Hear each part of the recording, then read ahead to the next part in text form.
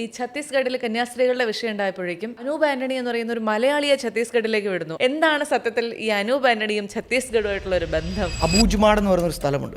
അവിടുത്തെ മനുഷ്യരൊന്നും നമ്മുടെ റവന്യൂ റെക്കോർഡ്സിൽ പോലും ഇല്ല, കാരണം അങ്ങോട്ട് കയറ്റിയിട്ടില്ല. നക്സലൈറ്റുള്ള ഐ ഡി വെച്ച് ബ്ലാസ്റ്റ് ചെയ്യും. ഛത്തീസ്ഗഡിലെ അന്നത്തെ DGP കണ്ടു, നിങ്ങൾ പൊക്കോ, പക്ഷേ പോലീസുകാരോടൊപ്പം പോരുത്, അപകടമാണ്. BJP എന്ന് പറയുമ്പോൾ ഹിന്ദുക്കൾക്ക് മാത്രം നിലനിൽപ്പുള്ള ഒരു പാർട്ടിയാണ്. നരേന്ദ്രമോദി ഏത് സ്കീമിലാണ് ഒരു മുസ്ലിം സമുദായക്കാരനെ ഒരു ക്രിസ്ത്യൻ സമുദായക്കാരനെ വേർതിരിച്ച് കണ്ടത്? ഇപ്പോൾ പ്രധാനമന്ത്രി കിസാൻ സമ്മാൻ നിധിയുടെ പൈസ 2000 രൂപ വെച്ചൊരു ബാങ്ക് അക്കൗണ്ടിൽ പോകുമ്പം അത് ക്രൈസ്തവനാണോ പോകുന്നത്, മുസ്ലിമിനാണോ പോകുന്നത് നോക്കിയിട്ടുണ്ടോ? സ്റ്റാച്യു കൊണ്ട് നമുക്ക് എന്ത് പ്രയോജനമുണ്ട് എന്നൊരു ചോദ്യം വരില്ലേ? ഈ നർമ്മദ എന്ന് പറഞ്ഞാൽ ഏറ്റവും ബാക്ക്വേർഡ് ആയിട്ടുള്ള ഒരു ട്രൈബൽ മേഖലയാണ്. ഇപ്പം നമ്മുടെ അട്ടപ്പാടിയൊക്കെ പോലുള്ള ഒരു ട്രൈബൽ മേഖലയാണ്. അവിടെ ഒരു പ്രതിമയായിരുന്നോ വരേണ്ടിയിരുന്നത്, അതോ അവിടെ മറ്റൊരു ഹോസ്പിറ്റലായിരുന്നോ വരേണ്ടിയിരുന്നത്? പ്രതിമയോടൊപ്പത്തിന് ഇതെല്ലാം വന്നിട്ടുണ്ട്. അവിടെ ചുറ്റുഭാഗത്തുള്ള ആളുകളുടെയൊക്കെ സ്ഥലത്തിന് വില കൂടും. അവർക്ക് ഹോട്ടൽ തുടങ്ങാൻ പറ്റും, പുറത്തുനിന്ന് വരുന്നവർക്ക് താമസിക്കാൻ സ്ഥലം കൊടുക്കാൻ പറ്റും, അവിടെ ഹോസ്പിറ്റൽ വരും, അവിടെ പലതരത്തിലുള്ള സാധനങ്ങൾ വരും. അതുകൊണ്ടാണ് പ്രതിമ ഒറ്റയ്ക്കല്ല വരുന്നത്, പ്രതിമ ഒരു പാക്കേജ് ആയിട്ടാണ് വരുന്നത്. നമ്മുടെയൊക്കെ സുഹൃത്തുക്കൾ പലരോടും ചോദിച്ചു കഴിഞ്ഞാൽ അവരെവിടെയാണ് സെറ്റിൽഡ് എന്ന് ചോദിച്ചാൽ പലരും പറയും ഞാനിപ്പോൾ ബാംഗ്ലൂർ സെറ്റിൽഡാണ്, ഞാനിപ്പോൾ ചെന്നൈ സെറ്റിൽഡാണ്. എൻ്റെ പരിചയത്തിൽ ഒരു നോർത്ത് ഇന്ത്യനോ ഒരു തെലുങ്കനോ ഇല്ല ഞാനിപ്പോൾ കേരളത്തിൽ സെറ്റിൽഡാന്ന് പറയുന്നൊരു വ്യക്തി. ടെക്നോ പാർക്ക് കേരളത്തിൽ വരുന്ന 90കളുടെ തുടക്കത്തിലാണ്. ബാംഗ്ലൂർ എന്നൊരു IT ഹബ്ബൊന്നും അല്ല. ഇന്ന് ബാംഗ്ലൂർ എവിടെ നിൽക്കുന്നു? എത്ര പേർക്ക് നമ്മൾ തൊഴിൽ കൊടുക്കുന്നുണ്ട്, എത്ര പേർക്ക് ബാംഗ്ലൂർ തൊഴിൽ കൊടുക്കുന്നുണ്ട്? ഇതെന്തുകൊണ്ട് സംഭവിച്ചു? സംസ്ഥാന ഗവൺമെന്റുകൾ ഒന്നും ചെയ്യുന്നില്ല. ഞാൻ അങ്ങനൊന്നും പറയില്ല, ഒന്നും ചെയ്യുന്നില്ല എന്ന് പറഞ്ഞില്ല. ഒരു ചെറിയ ചെയ്തുകൊണ്ടൊന്നും തീരത്തില്ല. വെറുതെ ChatGPT ഉണ്ടോ കയ്യിൽ? ഒന്ന് അടിച്ചു നോക്ക്. Unemployment rate in Gujarat, unemployment rate in Kerala ഒന്ന് കമ്പയർ ചെയ്ത് നോക്കിയേ. എന്തായാലും ChatGPT BJP കാരനൊന്നും അല്ല. 1950 കേരളത്തിന്റെ സാക്ഷരത എത്രയെന്ന് അറിയാവും? 50% മുകളിലായിരുന്നു. അന്ന് ഉത്തർപ്രദേശിന്റെ അടിച്ചു നോക്കണം, 10%. അന്ന് 10% ഉള്ളവൻ ഇന്ന് 85% എത്തിക്കഴിഞ്ഞാൽ വളർച്ചയല്ലേ നമ്മൾ നോക്കേണ്ടത്? ഗൂഗിളിന്റെ AI ഹബ്ബ് ചെന്നൈ വരുമോ ഹൈദരാബാദിൽ വരുമോ? നമ്മൾ റേസിലേ ഇല്ല. എൻ്റെ വികസനത്തിൻ്റെ കൺസെപ്റ്റ് 1970 വികസനത്തിൻ്റെ കൺസെപ്റ്റ് അല്ല. തമിഴ്നാടും ആന്ധ്രാപ്രദേശും തമ്മിൽ AI ഹബിന് വേണ്ടി തല്ലുകൂടുമ്പം അത് കേരളത്തിൽ വരണമെന്ന് തല്ലുകൂടണമെന്ന് പറയേണ്ട ചിന്തിക്കുന്ന ആളാണ് ഞാൻ. പ്രധാനമന്ത്രിയുടെ ഒരു രീതി എന്താണ്? ഇപ്പം ഞാൻ പ്രധാനമന്ത്രിയെ നേരിട്ട് കണ്ടിട്ട് സ്മാർട്ട് വർക്കറാണോ ചോദിച്ചാൽ അതുമാണ്, ഹാർഡ് വർക്കാണോ ചോദിച്ചാൽ അതുമാണ്. എനിക്ക് ഓർമ്മയുണ്ട്, ഈ കാശിയിലെ ക്ഷേത്രം പണിയുന്നത് കോവിഡിൻ്റെ സമയത്താണ്. തറയിലിടേണ്ട മാർബിൾ അത് ഏതിടണമെന്ന് പോലും പ്രധാനമന്ത്രിയാണ് സജസ്റ്റ് ചെയ്തത്. ചൂട് കാലത്ത് വന്നു കഴിഞ്ഞാൽ ആളുകളുടെ കാല് പൊള്ളരുത്. ഇങ്ങനെ മൈന്യൂട്ടായിട്ടുള്ള കാര്യങ്ങൾക്ക് പോലും ശ്രദ്ധ കൊടുക്കുന്നൊരു എൻ്റെ അറിവിലില്ല അങ്ങനെ ഒരു ലീഡർ. പ്രധാനമന്ത്രിയെ കാണാൻ വേണ്ടിയിട്ട് റഫേൽ തട്ടിൽ പിതാവുമൊപ്പം ഞങ്ങൾ പോയി. പ്രധാനമന്ത്രി പറഞ്ഞു എൻ്റെ സ്വന്തം അനൂപാനൻ എവിടെ ഇരിപ്പില്ലേ, അതൊക്കെ അനൂപാനോട് പറഞ്ഞുകൂടെ? അദ്ദേഹത്തിന് അത് പറയേണ്ട ഒരു ആവശ്യവുമില്ല. പക്ഷേ പുറത്തുള്ളൊരു വ്യക്തിയുടെ മുമ്പിൽ അദ്ദേഹത്തിൻ്റെ പാർട്ടിയിലുള്ള വളരെ ചെറിയൊരു പ്രവർത്തനമായി എനിക്ക് അദ്ദേഹം തരുന്ന ഇമ്പോർട്ടൻസ് ഇത് വേറെ ആരെങ്കിലും ചെയ്യുമോ? ഞങ്ങളുടെ അവിടെ ആലപ്പുഴയിൽ UPA സർക്കാരിൽ 8 മന്ത്രിമാരുണ്ടായിരുന്നു. 40 വർഷം മൂടെയും കിടന്നു ബൈപ്പാസ്. 4 വർഷം കൊണ്ട് ഞങ്ങളത് പൂർത്തിയാക്കിയില്ലേ? നരേന്ദ്രമോദിയുടെ മനസ്സിൽ അദ്ദേഹം മുമ്പോട്ട് വെച്ചൊരു പ്ലാൻ പ്രകാരം ഡിജിറ്റൽ ട്രാൻസാക്ഷൻ എന്ന് പറഞ്ഞൊരു UPA എന്ന് പറയുന്ന സംഭവം കൊണ്ടുവന്ന് ഇന്ന് ലോകത്തിലെ 40% ഡിജിറ്റൽ ട്രാൻസാക്ഷൻ നടക്കുന്നത് ഭാരതത്തിലാണ്.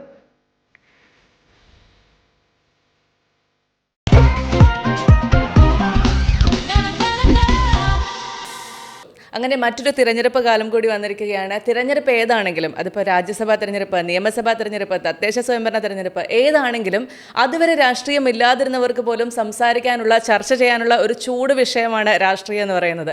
അങ്ങനെ രാഷ്ട്രീയവും രാഷ്ട്രീയക്കാരും ഒക്കെ ചർച്ചയാകുന്ന ഒരു തദ്ദേശ സ്വയംഭരണ തിരഞ്ഞെടുപ്പ് കാലത്ത് നമ്മുടെ കൂടെയുള്ളത് ഒരു രാഷ്ട്രീയ നേതാവാണ്. BJP സംസ്ഥാന ജനറൽ സെക്രട്ടറി ശ്രീ അനൂപ് ആന്റണിയാണ് നമ്മുടെ കൂടെയുള്ളത്. Welcome to the show sir. അപ്പോൾ ആദ്യം തന്നെ ചോദിക്കട്ടെ, അതായത് ഇങ്ങനെ ഈ നേതാക്കൾ, പ്രത്യേകിച്ച് യുവ നേതാക്കളൊക്കെ ഭയങ്കര സെലിബ്രിറ്റികളാണ് കേരളത്തിൽ. നമ്മൾ ഏത് രാഷ്ട്രീയ പാർട്ടി എടുത്താലും. പക്ഷേ ഈ അനൂപ് ആന്റണി എന്നുള്ള പേര് കേരളത്തിൽ അത്ര പരിചിതമല്ല എന്ന് തോന്നുന്നു. അതെന്തുകൊണ്ടായിരിക്കും? അല്ല, ഒന്നാമത്തെ കാര്യം, ഞാൻ കാലങ്ങളായിട്ട് കേരളത്തിൽ ആക്റ്റീവ് അല്ലായിരുന്നു, സജീവമല്ലായിരുന്നു. എനിക്ക് തോന്നുന്നു ഞാൻ കേരളത്തിൽ നിന്ന് പോയിട്ട് 2006 ഞാൻ ഡൽഹിക്ക് പോകുന്നത്. ഞാൻ എന്താ പറയുന്നത്, എൻ്റെ കോളേജ് വിദ്യാഭ്യാസമൊക്കെ കഴിഞ്ഞ് ഡൽഹി പോയി അവിടെ സംഘടനയുടെ ചുമതലയ്ക്കായിട്ട് എനിക്ക് JNU, ഡൽഹി യൂണിവേഴ്സിറ്റി, അങ്ങനെയുള്ള പല യൂണിവേഴ്സിറ്റികളിലുള്ള സംഘടനാ ചുമതല, പിന്നീട് അങ്ങോട്ട് വിവേകാനന്ദ ഫൗണ്ടേഷൻ, അങ്ങനെയുള്ള ഒരു മേഖലയിലായിരുന്നു ഞാൻ കുറച്ച് വർഷം. പിന്നീടാണ് ഞാൻ BJPയിലേക്ക് വരുന്നത്. 2009-10 കാലഘട്ടങ്ങളിലൊക്കെയാണ് ഞാൻ BJPയിൽ വരുന്നത്. പക്ഷേ BJP വന്നിട്ടും എൻ്റെ ചുമതലകൾ കൂടുതലും ദേശീയ തലത്തിലായിരുന്നു. അങ്ങനെ എന്താ പറയുന്നത്, അതുകൊണ്ട് വളരെ സജീവമല്ലായിരുന്നു കേരളത്തിൽ. അതുകൊണ്ടാണ് ഇപ്പം കേരളത്തിൽ കഴിഞ്ഞൊരു 8-9 മാസം ആയിട്ടുള്ളൂ ഈ പേര് കറങ്ങാൻ തുടങ്ങി. ആണല്ലേ? എൻ്റെ ഒരു കാഴ്ചപ്പാടിലുള്ള ഒരു കാര്യം ചോദിക്കട്ടെ, ഒരു BJP നേതാവ് അല്ലെങ്കിൽ BJP എന്ന് പറയുമ്പോൾ എന്നെ പോലെ ഒരു സാധാരണക്കാരിക്ക് പെട്ടെന്ന് മനസ്സിലേക്ക് വരുന്നത് എൻ്റെ അമ്മേ ഹിന്ദുത്വം മാത്രമാണ്, ഹിന്ദുക്കൾക്ക് മാത്രം നിലനിൽപ്പുള്ള ഒരു പാർട്ടിയാണ് എന്നുള്ളതാണ്. പക്ഷേ അനൂപ് ആൻ്റണി എന്ന് പറയുന്ന ക്രൈസ്തവ വിശ്വാസത്തിൽ ഊന്നിയ ഒരാൾ ഇതിലേക്ക് വരുമ്പോൾ ഇതിലേക്ക് പാർട്ടിയിലേക്ക് സ്ഥാനങ്ങൾ കിട്ടാനോ അല്ലെങ്കിൽ പാർട്ടിയുടെ ഉയരങ്ങളിലേക്ക് എത്താനോ ബുദ്ധിമുട്ടുണ്ടായിരുന്നോ? അത് ഈ ഒരു ചിന്താഗതി മലയാളികൾക്കുണ്ട് എന്ന് സമ്മതിക്കുന്നുണ്ടോ? അങ്ങനെ ഒരു ബുദ്ധിമുട്ടുണ്ടായിരുന്നെങ്കിൽ ഞാൻ ഇന്ന് ഈ ഒരു പൊസിഷനിൽ എത്തത്തില്ലായിരുന്നു. ഞാൻ താരതമ്യേന ജൂനിയർ മോസ്റ്റ്, അതായത് പ്രായം വെച്ച് ജൂനിയർ മോസ്റ്റ് ജനറൽ സെക്രട്ടറിയാണ്. ഞങ്ങളുടെ പാർട്ടിയിലുള്ള ബാക്കി എല്ലാ ജനറൽ സെക്രട്ടറിമാരും എന്നെക്കാളും വളരെ സീനിയറാണ്. ഇപ്പോൾ ശോഭാ സുരേന്ദ്രൻ, ശ്രീ എം ടി രമേശ്, ഇവരൊക്കെ എന്നെക്കാൾ എത്രയോ സീനിയറാണ്. അവരോടൊപ്പം എനിക്കൊരു ചാൻസ് തന്നത് തന്നെ എൻ്റെ പാർട്ടി, നമ്മുടെ കമ്മ്യൂണിറ്റി, എൻ്റെ കമ്മ്യൂണിറ്റി എങ്ങനെ കാണുന്നു എന്നുള്ളതിന് വലിയൊരു തെളിവാണ്. അതാ പറഞ്ഞത്, ഒരു ഇമേജ് ബിൽഡ് ചെയ്തിരിക്കുകയാണ്, ഒരു തെറ്റിദ്ധാരണ സൃഷ്ടിച്ചു. പ്ലെയിൻ രാഷ്ട്രീയം. കാരണം എല്ലാവരും ഈ കോൺഗ്രസ് ഇടതുപക്ഷവും കരുതുന്നത് BJP ഇപ്പോൾ നല്ല രീതിയിൽ വളർന്നു വരുന്നു. ഇപ്പോൾ കഴിഞ്ഞ ലോക്സഭാ തെരഞ്ഞെടുപ്പിൽ 20% വോട്ടുണ്ട്. ക്രൈസ്തവർ BJPയോട് അടുത്ത് കഴിഞ്ഞാൽ ഞങ്ങളുടെയൊക്കെ ഒരു സ്ഥാനം പോകുമോ എന്നുള്ളൊരു ഭയം കാരണം അവർ ക്രൈസ്തവരെ കാലങ്ങളായിട്ട് ഭയത്തിൽ നിർത്തുകയായിരുന്നു. BJP ഒന്നുകാലം അങ്ങനെ സംഭവിക്കും, BJP ഒന്ന്. ഞാൻ ഒരു കാര്യം ചോദിച്ചോട്ടെ, നരേന്ദ്രമോദി 11 വർഷമായി കേരളത്തിൽ എന്താണ്, ഏത് ക്രൈസ്തവന് എന്ത് പ്രശ്നമാണ് സംഭവിച്ചത്? അല്ലെങ്കിൽ പോട്ടെ, ഇന്നലെ മനോരമയുടെ ഹോർത്തൂസിൻ്റെ പരിപാടിക്കകത്ത് ശശി തരൂർ ചോദിച്ചൊരു ചോദ്യമുണ്ട്. നരേന്ദ്രമോദി ഏത് സ്കീമിലാണ് ഒരു മുസ്ലിം സമുദായക്കാരനെ ഒരു ക്രിസ്ത്യൻ സമുദായക്കാരനെ വേർതിരിച്ച് കണ്ടത്? ഇപ്പോൾ പ്രധാനമന്ത്രി കിസാൻ സമ്മാൻ നിധിയുടെ പൈസ 2000 രൂപ വെച്ചൊരു ബാങ്ക് അക്കൗണ്ടിൽ പോകുമ്പം അത് ക്രൈസ്തവനാണോ പോകുന്നത്, മുസ്ലിമിനാണോ പോകുന്നത് നോക്കിയിട്ടുണ്ടോ? അല്ലെങ്കിൽ നാഷണൽ ഹൈവേ പണിയുമ്പോൾ അല്ലെങ്കിൽ വന്ദേ ഭാരത് കൊടുക്കുമ്പോൾ അതിനകത്ത് മുസ്ലിങ്ങൾ കയറേണ്ടതോ അങ്ങനെ എന്തെങ്കിലും പറയാറുണ്ടോ? ഇത് പറഞ്ഞ ശശി തരൂരാണ്, ഞാനല്ല. അപ്പം അങ്ങനെ കാലങ്ങളായിട്ട് ഇങ്ങനെ ഇവിടെ ജനങ്ങളെ പേടിപ്പിച്ച് നിർത്തുന്നതിൻ്റെ ഒരു രാഷ്ട്രീയം ഇവിടെ ഉണ്ടായിരുന്നു. എനിക്ക് ഓർമ്മയുണ്ട്, ഒരു 2010-11 കാലത്തിലാണെന്ന് തോന്നുന്നു, ഒരു ദേശീയ നേതാവ് ഇവിടെ കേരളത്തിൽ വന്നു. അപ്പം ഈ മലയാളം, എനിക്ക് അത്യാവശ്യം ഇംഗ്ലീഷും ഹിന്ദിയൊക്കെ വശമുള്ളതുകൊണ്ട് അദ്ദേഹത്തെ ഒരു കേരളത്തിലുള്ള ഒരു പ്രമുഖനായിട്ടുള്ളൊരു ക്രൈസ്തവ വ്യക്തിയെ കാണാൻ വേണ്ടിയിട്ട് പോയി. ഒരു കോൺഗ്രസ് കുടുംബമൊക്കെയാണ്. അപ്പോൾ അവരെ BJPയിലേക്ക് അടുപ്പിക്കാൻ വേണ്ടിയിട്ടുള്ള ശ്രമത്തിൻ്റെ ഭാഗമായിട്ടാണ് പോയത്. എനിക്ക് ഓർമ്മയുണ്ട്, 2-3 മണിക്കൂർ നേരം ഇരുന്ന് ഒരു ദേശീയ ജനറൽ സെക്രട്ടറി വന്നിട്ട് അദ്ദേഹത്തോട് കൺവിൻസ് ചെയ്യുകയാണ്. എളുപ്പമല്ലായിരുന്നു, നടന്നില്ല. പക്ഷേ കുറച്ചാൾ മുമ്പ്, ഒരു വർഷം മുമ്പ് അദ്ദേഹം എന്നെ ഇങ്ങോട്ട് ബന്ധപ്പെടുകയാണ്, എനിക്ക് BJP വന്ന് ജോയിൻ ചെയ്യണം. ഈ ഒരു വ്യത്യാസം ഉണ്ടായത് കഴിഞ്ഞൊരു 10 വർഷത്തിലാണ്. കാരണം അതിനു മുമ്പ് കേരളത്തിൽ ജനങ്ങളുടെ മനസ്സിലൊരു തെറ്റിദ്ധാരണ സൃഷ്ടിച്ചു വെച്ചത് കഴിഞ്ഞ 10 വർഷം കൊണ്ട് പൊളിഞ്ഞു. പക്ഷെ അപ്പോഴും വികസിത കേരളം എന്നുള്ള ഒരു മുദ്രാവാക്യം BJP ഇങ്ങനെ ഉയർത്തിപ്പിടിക്കുമ്പോൾ കേരളത്തെ സംബന്ധിച്ചിടത്തോളം, ഒരു കേരളീയനെ സംബന്ധിച്ചിടത്തോളം, ഒരു മലയാളിയെ സംബന്ധിച്ചിടത്തോളം കേരളം വികസിതമാണ്. മറ്റെല്ലാ സംസ്ഥാനങ്ങളെ അപേക്ഷിച്ച് നമ്മൾ വളരെ ഡെവലപ്ഡ് ആയിട്ടുള്ള ആൾക്കാരാണ്. എന്താണ് വികസനം കൊണ്ട് ഉദ്ദേശിക്കുന്നത്? വികസനം എന്ന് പറയുന്നത് അല്ല, വികസനം എന്ന് പറയുന്നത് നമ്മുടെ മറ്റ് സംസ്ഥാനങ്ങളെ അപേക്ഷിച്ച് നമ്മുടെ സാക്ഷരത, നമ്മുടെ ആരോഗ്യ നിലവാരം, ഇത്തരം കാര്യങ്ങളിലെല്ലാം കേരള സംസ്ഥാനം എന്തുകൊണ്ടാണ് നമ്മുടെ ചെറുപ്പക്കാരെല്ലാം നാടോട്ട് പോകുന്നത്? അതിപ്പോ നമ്മുടെ സംസ്ഥാനത്തിൽ മാത്രമുള്ള പ്രശ്നമല്ലല്ലോ, എല്ലാ സംസ്ഥാനങ്ങളിലും ഉള്ള പ്രശ്നമാണ്. വെറുതെ ChatGPT ഉണ്ടോ കയ്യിൽ? ഉണ്ട്. ഒന്ന് അടിച്ചു നോക്ക്. ഹയസ്റ്റ് അൺഎംപ്ലോയ്മെന്റ് റേറ്റ് ഇപ്പം ഗുജറാത്താണ്. പല സംസ്ഥാനം, നോർത്ത് ഇന്ത്യയെ കുറിച്ച് പറയുമല്ലോ, പല സംസ്ഥാനത്തെ കുറിച്ചും പറയും. ഗുജറാത്താണല്ലോ ഏറ്റവും കൂടുതൽ പറയുന്നത്. Unemployment rate in Gujarat, unemployment rate in Kerala ഒന്ന് കമ്പയർ ചെയ്ത് നോക്കിയേ. അൺഎംപ്ലോയ്മെന്റ് റേറ്റ് ഇൻ ഗുജറാത്ത് മാത്രമാണ് നമ്മളിപ്പോ നോക്കുക. അല്ല, മധ്യപ്രദേശ് നോക്കിയോ? ഞാൻ BJP ഭരിക്കുന്ന സംസ്ഥാനത്തെ കുറിച്ചാണ് പറയുന്നത്. അൺഎംപ്ലോയ്മെന്റ് റേറ്റ് ഇൻ ഗുജറാത്ത് അടിച്ചു നോക്കിയോ, അൺഎംപ്ലോയ്മെന്റ് റേറ്റ് ഇൻ കേരള അടിച്ചു നോക്കിയോ. ChatGPT ചോദിച്ചു, എന്നോടല്ലേ ചോദിക്കേണ്ടത്, ChatGPT ചോദിച്ചു. എന്നാലും ChatGPT BJP കാരണമൊന്നും അല്ലല്ലോ. പക്ഷെ അൺഫോർച്ചുനേറ്റ്ലി ഇവിടെ നെറ്റ് ഇല്ലേ. ഞാൻ കാണിച്ചു തരാം, ഒരു മിനിറ്റ് ഒന്ന് വായിച്ചേ. ഗുജറാത്തിലെ അൺഎംപ്ലോയ്മെന്റ് റേറ്റ് 1.7% ഇൻ 2022-2023. കേരളത്തിൽ 29.9%. എന്താ വ്യത്യാസം? നമ്മൾ ഈ അടച്ചാക്ഷേപിക്കുന്നുണ്ടല്ലോ പല സംസ്ഥാനങ്ങളെയും. പക്ഷെ തൊഴിലില്ലായ്മയല്ലല്ലോ നമ്മുടെ ആരോഗ്യ നിലവാരം, സാക്ഷരത എന്നൊക്കെ പറയുന്നത്. ഞാൻ ഇതേ ചോദ്യങ്ങൾ ഞാൻ ChatGPT ചോദിക്കട്ടെ? ഗുജറാത്തിലെ ആരോഗ്യ നിലവാരം. ഞാൻ വേറൊരു ചോദ്യം ചോദിക്കാം. അതായത് നമ്മൾ ഈ നാടൻ രീതിയിലൊക്കെ നമ്മൾ പറയത്തില്ലേ, പുത്തൻ പണക്കാരെന്ന് പറയത്തില്ലേ, കേട്ടിട്ടില്ലേ? എന്താ ഈ പുത്തൻ പണക്കാരൻ എന്ന് പറഞ്ഞാൽ പെട്ടെന്ന് പൈസ കിട്ടിയ ആൾ എന്ന് പറഞ്ഞു കഴിഞ്ഞാൽ ഇന്ന് ഭാരതത്തിൽ സംഭവിച്ചുകൊണ്ടിരിക്കുന്നത് മറ്റ് പല സംസ്ഥാനങ്ങളും പുത്തൻ പണക്കാരായിക്കൊണ്ടിരിക്കുകയാണ്. അതിൻ്റെ അർത്ഥം കേരളം 1950 കേരളത്തിൻ്റെ സാക്ഷരത എത്രയെന്നറിയാവും? 50% മുകളിലായിരുന്നു. 1950-കളിൽ എന്ന് പറഞ്ഞാൽ അന്ന് കേരളം എന്ന സംസ്ഥാനം രൂപീകരിച്ചിട്ടില്ല, ഇവിടെ ഒരു പാർട്ടിയും ഭരണത്തിൽ വന്നിട്ടില്ല. 50-കളിൽ 50% കേരളത്തിൻ്റെ. അടിച്ചു നോക്കാം, ഞാൻ വെറുതെ പറയുന്നൊന്നുമല്ല. അന്ന് ഉത്തർപ്രദേശിൻ്റെ അടിച്ചു നോക്കണം, 10%. പോട്ടെ, സൗത്ത് കൊറിയ, നമ്മുടെയൊക്കെ വീട്ടിൽ വെച്ചിരിക്കുന്ന LGയും കിയ വണ്ടിയും അവരുടെ എത്ര എന്നറിയാം? 20% താഴെയായിരുന്നു. അന്ന് 50% ഉണ്ടായിരുന്നിടത്ത് നമ്മൾ 98% എത്തി. കറക്റ്റ്. അന്ന് 10% ഉള്ളവർ ഇന്ന് 85% എത്തിക്കഴിഞ്ഞാൽ വളർച്ചയല്ലേ നമ്മൾ നോക്കേണ്ടത്. കഴിഞ്ഞ ദിവസം ഞാനൊരു വാർത്ത വായിക്കുമായിരുന്നു. തമിഴ്നാടും ആന്ധ്രാപ്രദേശും തമ്മിൽ അടി. എന്തിനാണ്? ഗൂഗിളിൻ്റെ AI ഹബ്ബ് ചെന്നൈ വരുമോ ഹൈദരാബാദിൽ വരുമോ? ഇപ്പോൾ സുന്ദർ പിച്ചൈ ആദ്യമേ കമ്മിറ്റ്മെൻറ്റ് കൊടുത്തു തമിഴ്നാട്ടിൽ കൊണ്ടുവരാം. പിന്നെ അദ്ദേഹത്തിന് മനസ്സിലായി ആന്ധ്രയാണ് കുറച്ചുകൂടെ പറ്റും ആന്ധ്ര. നമ്മൾ റേസിലേ ഇല്ല. ഒന്ന് ആലോചിച്ച് നോക്ക്. ഒരു AI ഹബ്ബ് വരുന്നതിൻ്റെ കാര്യമല്ല. ഒരു AI ഹബ്ബ് വന്നാൽ എത്ര തൊഴിലാണ് ഇവിടെ സൃഷ്ടിക്കപ്പെടുന്നത്? $15 ബില്യൺ AI ഹബ്ബ്. അവർ തമ്മിലുള്ള മത്സരം നോക്കിയേ. ഞാൻ കഴിഞ്ഞ ലോക്സഭാ തെരഞ്ഞെടുപ്പിന് സമയത്ത് ഇവിടുത്തെ തെരഞ്ഞെടുപ്പ് പ്രചരണം കഴിഞ്ഞ് ആന്ധ്രാപ്രദേശിൽ പോയി.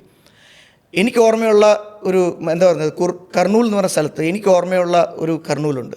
അത് കഴിഞ്ഞിട്ട് ഈ അടുത്തിടെ കർണൂൽ പോയപ്പോഴത്തേക്കുണ്ടായ മാറ്റം ഞാൻ കണ്ടത് ഒറ്റ കാരണം കൊണ്ട്. എന്താണെന്നറിയോ? കിയയുടെ ഒരു ഫാക്ടറി വന്നു. ഏതെങ്കിലും അതുപോലെ ഒരു കമ്പനിയുടെ ഫാക്ടറി കേരളത്തിൽ ഒരു 10 വർഷത്തിൽ വന്നതിൻ്റെ പേര് പറയാം. ഇപ്പം ഞാൻ പറയാം, കിയയുടെ കമ്പനി വന്നു, LGയുടെ കമ്പനി വന്നു, ഇപ്പോൾ നേരത്തെ പറഞ്ഞ ഗൂഗിളിൻ്റെ ഇത് വരുന്നു, ആപ്പിളിൻ്റെ മാനുഫാക്ചറിങ് തുടങ്ങി. ഞാൻ നോർത്ത് ഇന്ത്യ പോട്ടെന്ന് കോൺഗ്രസ് ഭരിച്ചിരുന്ന ഇപ്പം BJP അധികാരത്തിലിരിക്കുന്ന ആന്ധ്രാപ്രദേശിൻ്റെ കാര്യമാണ് പറയുന്നത്. എന്തുകൊണ്ട് ഈ കമ്പനികൾ കേരളത്തിൽ വരുന്നില്ല? നമ്മൾ ഫോറിൻ ഇൻവെസ്റ്റ്മെൻറ്റ് നമ്മൾ കേൾക്കാറുണ്ട്, ഫോറിൻ ഡയറക്റ്റ് ഇൻവെസ്റ്റ്മെൻറ്റ്. ഈ പുറത്തു നിന്നുള്ള കമ്പനികൾ വന്ന് ഇൻവെസ്റ്റ് ചെയ്യും. ഇതുപോലെ തന്നെ ChatGPTയോടൊന്ന് വെറുതെ ചോദിച്ചു കഴിഞ്ഞാൽ, ഞാൻ ചോദിക്കാതെ തന്നെ മറുപടി പറയാം. കേരളത്തിൻ്റെ ഫോറിൻ ഡയറക്റ്റ് ഇൻവെസ്റ്റ്മെൻറ്റ് കഴിഞ്ഞ 10 വർഷത്തിനുള്ളിൽ ഒരു 10,000 കോടി കാണും മൊത്തത്തിൽ. ഗുജറാത്തിൻ്റെ എടുത്തു നോക്കിയാൽ 3.5 ലക്ഷം കോടി ഉണ്ടാവും. എന്ന് പറഞ്ഞു കഴിഞ്ഞാൽ ഇൻവെസ്റ്റ്മെൻറ്റ് വരുന്നത് വെറുതെ അല്ല. അവനിവിടെ കൊണ്ട് പൈസ ചിലവാക്കുന്നത് വെറുതെ അല്ല. അവനിവിടെ വരും, സ്ഥലമെടുക്കും, ഫാക്ടറി തുടങ്ങും. അപ്പം ഫാക്ടറി തുടങ്ങുമ്പോൾ പണിയാൻ എന്തായാലും അവന് ചൈനയിൽ നിന്നും അമേരിക്കയിൽ നിന്നും ആളെ കൊണ്ടുവരാൻ പറ്റത്തില്ലല്ലോ. അവനവിടുത്തെ ലോക്കൽസിനല്ലേ ജോലി കൊടുക്കേണ്ടത്. നമ്മൾ പലപ്പോഴും ഈ നോർത്ത് ഇന്ത്യക്കാരെ ഇങ്ങനെ അടച്ചാക്ഷേപിച്ച് കളിയാക്കുമല്ലോ. നമ്മുടെ നാട്ടിലിപ്പം വീണയുടെ വീട് എവിടെ നിന്ന് എനിക്കറിയില്ല, എറണാകുളത്താണ്. ഇപ്പോൾ എറണാകുളത്ത് അമൃത ഹോസ്പിറ്റലിന് സ്ഥലം അറിയത്തില്ല. അമൃത ഹോസ്പിറ്റലിൽ ഇരിക്കുന്ന സ്ഥലത്ത് ഹോസ്പിറ്റലിൽ വരുന്നതിന് മുമ്പ് പോയിട്ടുള്ളൊരു വ്യക്തിയാണ് ഞാൻ. കാരണം എൻ്റെ കുറച്ച് പരിചയക്കാരവിടെ താമസിക്കുന്നുണ്ട്. അമൃത ഹോസ്പിറ്റലിൽ വന്നതിന് ശേഷം അവരോടും ചോദിച്ചു നോക്കുക, അവരുടെ നാടിൻ്റെ സ്ഥലത്തിൻ്റെ വില എത്ര കൂടിയിട്ടുണ്ട്? 10 മടങ്ങ് കൂടും. ഈ അമൃത ഹോസ്പിറ്റലിൽ ക്ലീനിങ് ജോബ്, മറ്റ് ജോബുകൾ, ഇതിനൊക്കെ ആരെ എവിടെ നാളെ എടുക്കുന്നത്? ഈ ലോക്കൽസിനല്ലേ.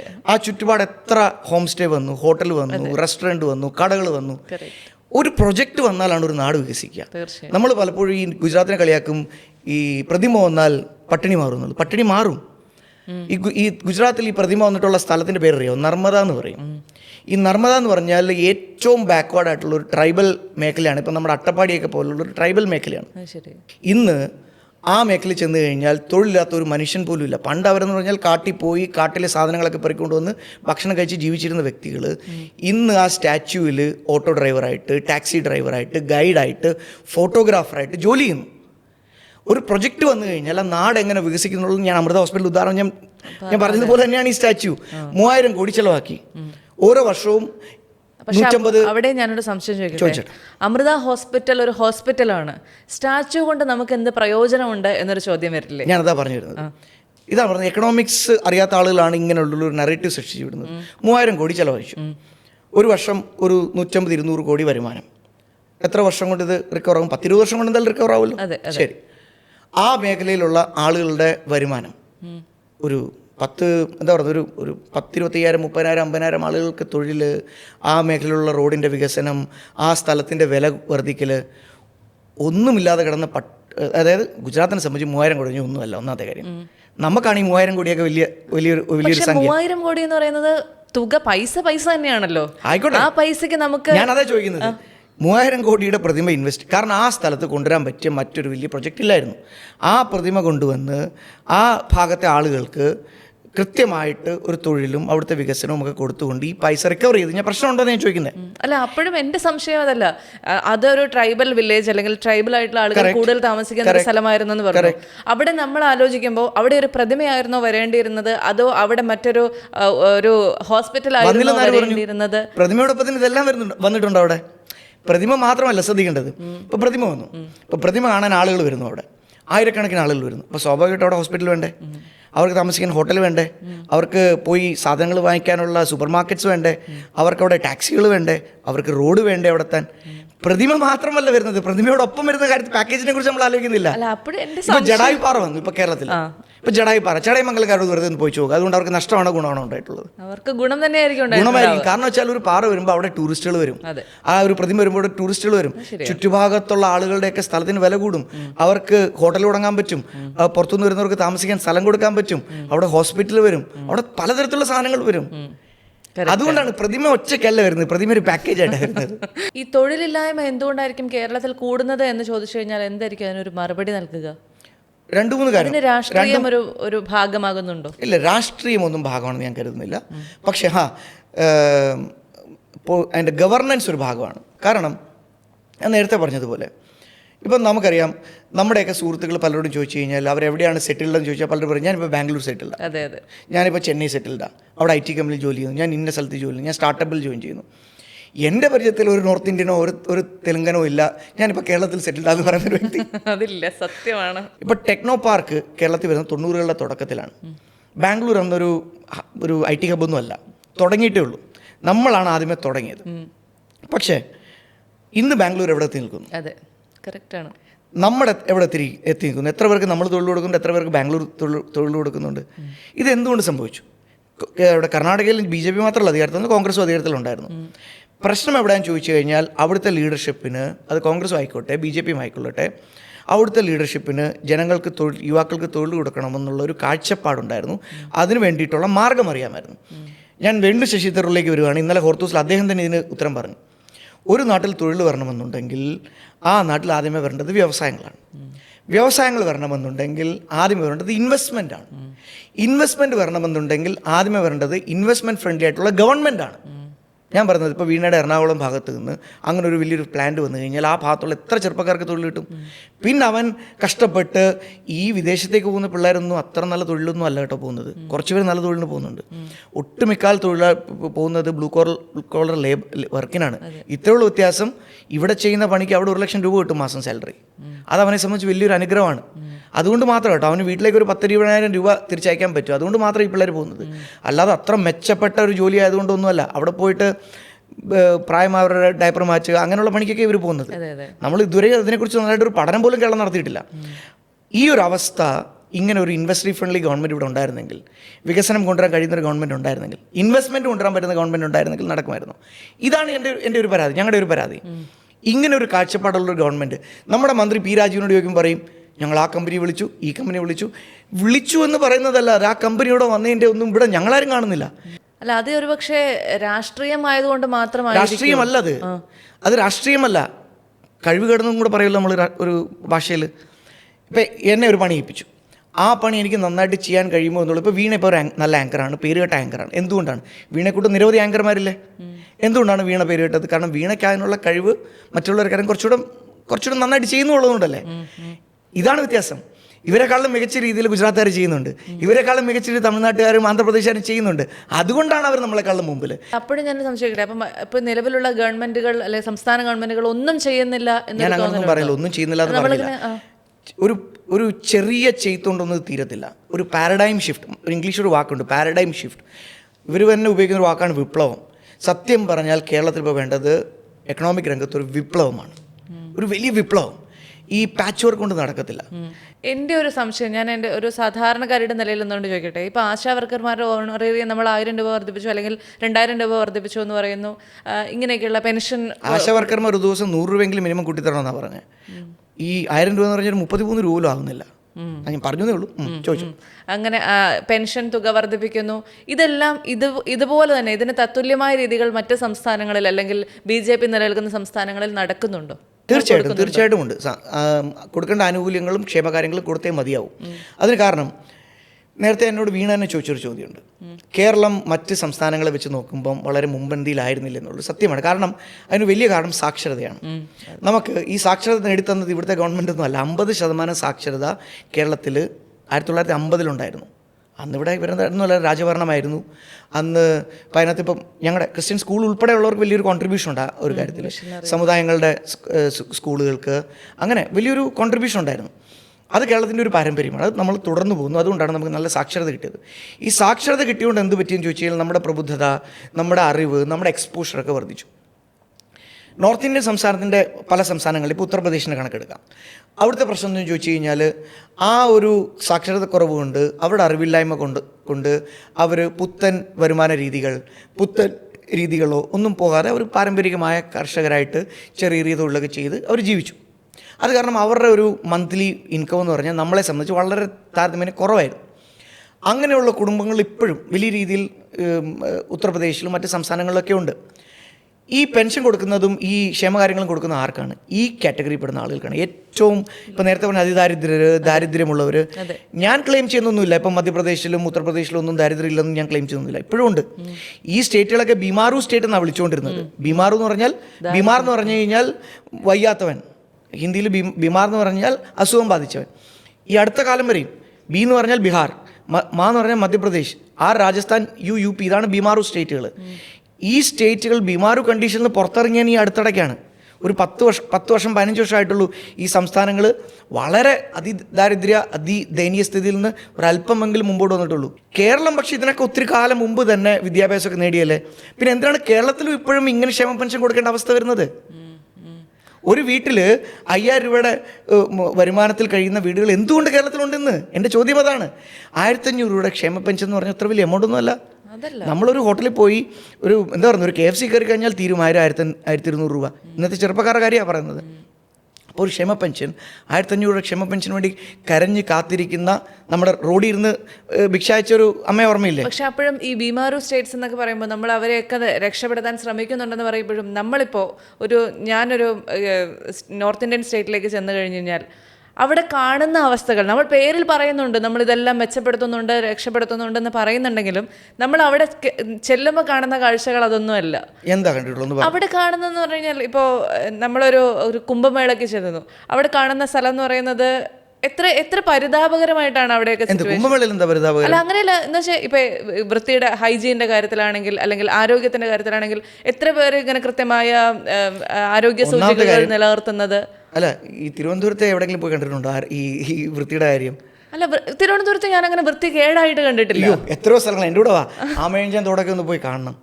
അത് കണ്ടു കഴിഞ്ഞാൽ എന്ന് പറഞ്ഞാൽ നമ്മുടെ ഇവിടുത്തെ തിരുവനന്തപുരത്ത് പോട്ടെ, എറണാകുളത്തൊക്കെ ആണെങ്കിൽ പോലും ഈ എന്താ പറയുക ലക്ഷം വീട് കോളനികൾ, SC കോളനികളൊക്കെ പോയിട്ടുണ്ടോ? ഒന്ന് പോയി നോക്കണം അവരുടെയൊക്കെ അവസ്ഥ എന്താണെന്നുള്ളത്. എൻ്റെ തിരുവല്ലയിലൊക്കെ ഉണ്ട്. ഇപ്പോൾ ഇന്നലെ ഞാൻ തിരുവല്ല നഗരത്തിൽ തന്നെ എന്താ പറയുക ബൈപ്പാസിൻ്റെ തൊട്ട് സൈഡിൽ തന്നെ ഉള്ളൊരു കോളനി പോലൊരു പ്രദേശത്ത് പോയി. അവസ്ഥ ഉണ്ടെങ്കിൽ ഞെട്ടിപ്പോവും. എന്താ പറയുന്നത്, അഴുക്ക് വെള്ളം ഒഴുകുന്നു. ഇതൊരു വലിയ പ്രശ്നമാണ്. ഇത് അത്ര എളുപ്പത്തിൽ പരിഹരിക്കാവുന്ന വിഷയമല്ല. പക്ഷേ കഴിഞ്ഞ 10 വർഷമായിട്ട് ഇതിനെ ഏതെങ്കിലും തരത്തിൽ അഡ്രസ്സ് ചെയ്തിട്ടുള്ള ഒരേ ഒരു പ്രധാനമന്ത്രി നരേന്ദ്രമോദിയാണ്.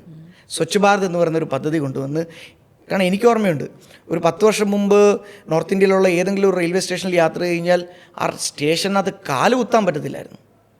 അതുപോലെ വൃത്തികേടായിരുന്നു. ഇന്ന് ഏതെങ്കിലും ഒരു റെയിൽവേ സ്റ്റേഷനിൽ കയറി ചെന്ന് കഴിഞ്ഞാൽ വൃത്തികേടായിട്ട് കിടക്കുക. ഞാൻ അന്താരാഷ്ട്ര നിലവാരത്തിലുള്ള റെയിൽവേ സ്റ്റേഷനായെന്ന് ഞാൻ പറയുന്നില്ല. അതാവും ഒരു 10-15 കൊല്ലത്തിനുള്ളിൽ അമൃത് ഭാരത് സ്റ്റേഷൻ പദ്ധതി പ്രകാരം എല്ലാ റെയിൽവേ സ്റ്റേഷനുകളും നവീകരിച്ചുകൊണ്ടിരിക്കുകയാണ്. അതുമാവും. മിനിമം വൃത്തിയെങ്കിലും ആക്കിയിടുന്നത് ഇപ്പോഴല്ലേ തുടങ്ങിയത്. എന്തുകൊണ്ടാണ് നമ്മുടെ റെയിൽവേ സ്റ്റേഷനോ ബസ് സ്റ്റാൻഡോ, എറണാകുളം ബസ് സ്റ്റാൻഡിൽ പോയിട്ട് കണ്ടിട്ടുണ്ടോ? എറണാകുളം ബസ് സ്റ്റാൻഡ് കണ്ടിട്ടുണ്ട്. അങ്ങോട്ട് കയറി ചെല്ലോ ഒന്ന്. ഒരു ചെറിയ മഴ വന്നു കഴിഞ്ഞാൽ എറണാകുളം ബസ് സ്റ്റാൻഡ് അവസ്ഥ എന്താ? അല്ല, അപ്പൊ അങ്ങനെയാണെങ്കിൽ ഇത് ജനങ്ങളുടെ മനസ്ഥിതി കൊണ്ടാണ്. ജനങ്ങളെ കുറ്റപ്പെടുത്താൻ പറ്റും ഇതിനകത്ത്? ജനങ്ങളുടെ മനസ്ഥിതി അതിൽ ഇല്ലേ ചേട്ടാ? കാരണം എന്താന്ന് വെച്ച് കഴിഞ്ഞാൽ എറണാകുളം ബസ് സ്റ്റാൻഡ് അങ്ങനെ കിടക്കുന്നത് ജനങ്ങൾ എന്താ ചെയ്തിരിക്കുന്നത്? അതെന്താന്ന് വെച്ച് കഴിഞ്ഞാൽ നമ്മളൊരു വിദേശ രാജ്യത്തേക്ക് ചെന്ന് കഴിഞ്ഞാൽ നമ്മളൊരു കഴിച്ച ഭക്ഷണത്തിന്റെ പൊതി വലിച്ചെറിയുകയോ അല്ലെങ്കിൽ കാറിൽ നിന്ന് കുപ്പി വലിച്ചെറിയോ ചെയ്യില്ല. ശരിയാണ്, കറക്റ്റാണ്. ഞാൻ എന്താ പറയുന്നത്, ന്യായീകരിക്കല്ല ആളുകളെ. നരേന്ദ്രമോദി സ്വച്ഛ് ഭാരത് കൊണ്ടുവന്നപ്പം അതിനകത്ത് 2 വെർട്ടിക്കലായിട്ട് ആ പ്രൊജക്ട് തുടങ്ങിയത്. ഒന്ന് ഗവൺമെൻറ് ചെയ്യേണ്ടതും ജനങ്ങൾ ചെയ്യേണ്ടതും. സ്വച്ഛ് ഭാരതിന് അഭിയാൻ എന്നാണ് വിളിച്ചത്. അഭിയാൻ എന്ന് പറഞ്ഞാൽ campaign, movement. Swachh Bharat project എന്നല്ല വിളിച്ചത്. സ്വച്ഛ് ഭാരത് പ്രൊജക്റ്റ് എന്ന് വിളിച്ചിരുന്നത് കുഴപ്പം ജനങ്ങൾ അതിൽ ഭാഗമാകത്തില്ലായിരുന്നു. നേരത്തെ ഈ പറഞ്ഞ എന്നിട്ട് നരേന്ദ്രമോദി ഉപയോഗിച്ച വാക്ക് ബിഹേവിയറൽ ചേഞ്ച് എന്നായിരുന്നു. സ്വഭാവത്തിൽ മാറ്റം ഉണ്ടാവണം. ഇത് BJP വിശ്വസിക്കുന്ന ഒരു തിയറിയാണ്. പകുതി കാര്യം ഗവൺമെൻറ് ചെയ്യും. നമ്മൾ പറയത്തില്ലേ, പകുതി ദൈവം ചെയ്യും പകുതി താൻ ചെയ്യണമെന്ന് പറയുന്നത് പോലെ പകുതി കാര്യം ഗവൺമെൻറ് ചെയ്യും. ടോയ്ലറ്റ് പണിയും, റെയിൽവേ സ്റ്റേഷൻ വൃത്തിയാക്കും, ഓടകൾ വൃത്തിയാക്കും, ഇതൊക്കെ ഗവൺമെൻറ് ചെയ്യും. പകുതി ആളുകൾ തന്നെ ചെയ്യണം.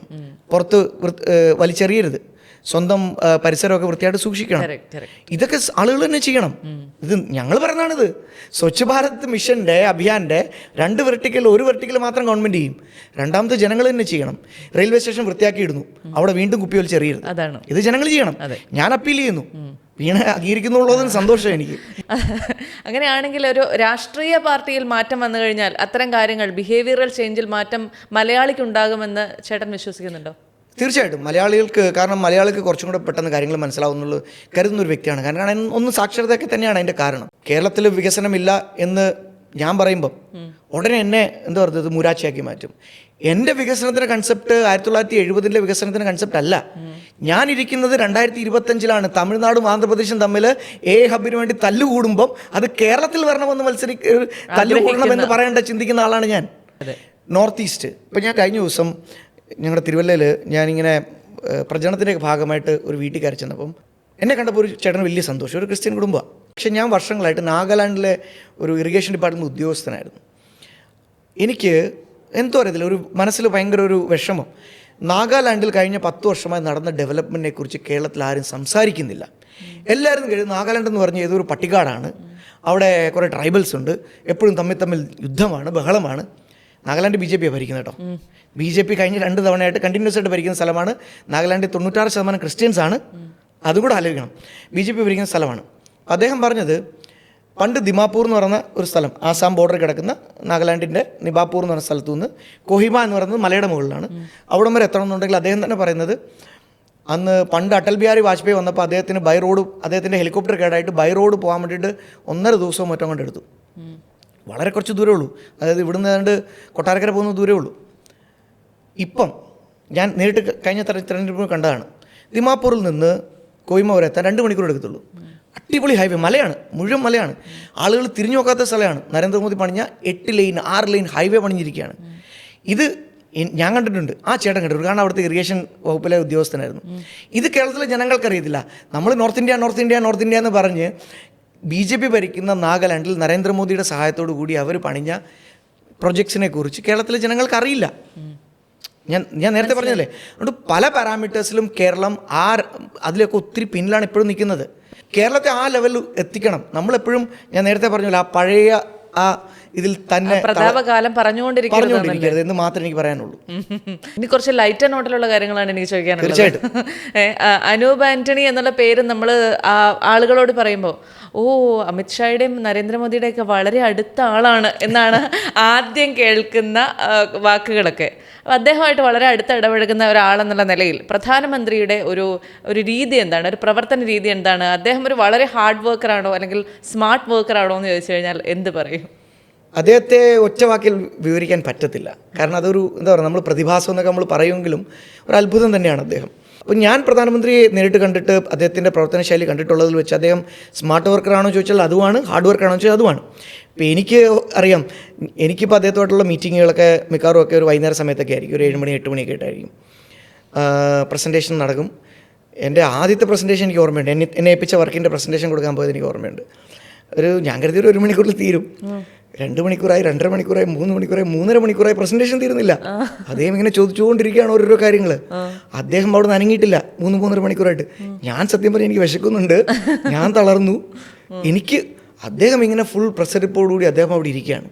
വെറും വാക്ക് പറയുന്നില്ല, ഇതെൻ്റെ അനുഭവത്തിൽ നിന്ന് പറയുകയാണ്. വളരെ മൈന്യൂട്ടായിട്ടുള്ള കാര്യങ്ങളിൽ പോലും അദ്ദേഹത്തിൻ്റെ ശ്രദ്ധ പോകും. ഇപ്പോൾ എനിക്ക് ഓർമ്മയുണ്ട്, ഒരു ലോഗോ ഡിസൈൻ ചെയ്ത് അദ്ദേഹത്തെ ഒരു തവണ ഞങ്ങൾ കാണിക്കുകയുണ്ടായി. എന്നോട് പറഞ്ഞു മൊബൈൽ സ്ക്രീനിൽ ആ ലോഗോ ഒന്ന് കാണിക്കാൻ പറഞ്ഞു, പ്ലേസ് ചെയ്തൊന്ന് കാണിക്കും. ഇപ്പം നമ്മുടെ ഇപ്പോൾ വീഡിയോയിൽ എടുപ്പോൾ മേളിൽ മനസ്സിലായി. അപ്പം ഞാൻ കാണിച്ചു, പറയും ഇതിനകത്തൊരു അബദ്ധമല്ലേ, ഈ ടെക്സ്റ്റ് വായിക്കാൻ പറ്റുന്നില്ലല്ലോ, നിങ്ങളുടെ മനസ്സിൽ ഇത് വന്നോ? അപ്പോൾ സത്യം പറഞ്ഞാൽ ഞങ്ങളുടെ മനസ്സിൽ നിന്ന് ഓവർലുക്ക് ചെയ്തു പോയി. കാരണം ലോഗോ നമ്മൾ കാണുമ്പോൾ നല്ല ഭംഗിയുണ്ട്, കമ്പ്യൂട്ടറിൽ കാണുമ്പോൾ നല്ല ഭംഗിയുണ്ട്, സ്ക്രീനിൽ കാണുമ്പോൾ നല്ല ഭംഗിയുണ്ട്. ഒരു ചെറിയ മൊബൈൽ സ്ക്രീനിൽ അത് കാണുമ്പം അതെങ്ങനെയാണെന്നുള്ളത് അതുവരെ മൈന്യൂട്ടായിട്ട് ഓരോ കാര്യങ്ങൾ പോലും ശ്രദ്ധ കൊടുക്കുന്ന ഒരു വ്യക്തിയാണ് അദ്ദേഹം. ഇപ്പം എനിക്ക് ഓർമ്മയുണ്ട്, ഈ കാശിയിലെ ക്ഷേത്രം പണിയുന്നത് കോവിഡിൻ്റെ സമയത്താണ്, മഹാക്ഷേത്രം വീണ്ടും പുനരുദ്ധീകരിക്കുന്നത്. അവിടെ ഏത് തറയിലിടേണ്ട ഇതുണ്ടല്ലോ, കല്ല്, മാർബിള്, അത് ഏതിടണമെന്ന് പോലും പ്രധാനമന്ത്രിയാണ് സജസ്റ്റ് ചെയ്തത്. കാരണം എന്താണെന്ന് ചോദിച്ചു കഴിഞ്ഞാൽ അദ്ദേഹം പറഞ്ഞത് ചൂട് കാലത്ത് വന്നു കഴിഞ്ഞാൽ ആളുകളുടെ കാല് പൊള്ളരുത്, തണുത്ത കാലത്ത് വന്നു കഴിഞ്ഞാൽ ആളുകളുടെ കാല് തണുക്കരുത്. ആ തരത്തിലുള്ള കല്ലുകളുണ്ട് ഇന്ത്യയിൽ, അത് തന്നെ കണ്ടുപിടിച്ചുകൊണ്ട് വരണം.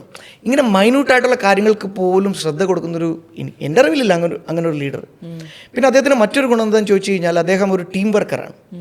എൻ്റെ ഒരു അനുഭവം പറയും, ഈ അടുത്തിടയ്ക്ക് ഒരു 2 ആഴ്ച മുമ്പ് പ്രധാനമന്ത്രിയെ കാണാൻ വേണ്ടിയിട്ട് റഫേൽ തട്ടിൽ പിതാവുമൊപ്പം ഞങ്ങൾ പോയി. അപ്പോൾ ആ കൂട്ടത്തിൽ റഫേൽ തട്ടിൽ പിതാവ് എന്തോ പറഞ്ഞ കൂട്ടത്തിൽ പ്രധാനമന്ത്രി പറഞ്ഞു, എൻ്റെ സ്വന്തം അനൂപാനൻ എവിടെ ഇരിപ്പില്ലേ, ഇതൊക്കെ അനൂപാനോട് പറഞ്ഞുകൂടെ?